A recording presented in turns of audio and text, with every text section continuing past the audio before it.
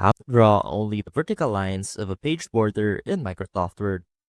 First off, we want to open Microsoft Word. And as you can see right here, we have our document ready.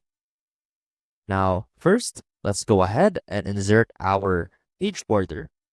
Now, that can be found on the Design tab.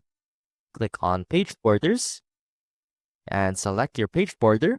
So for this one, you want to select a box page border. And let's make it a bit thicker to make it more visible. And from here, if we only want the vertical lines of our page border, that means we only want to see it from these two sides here.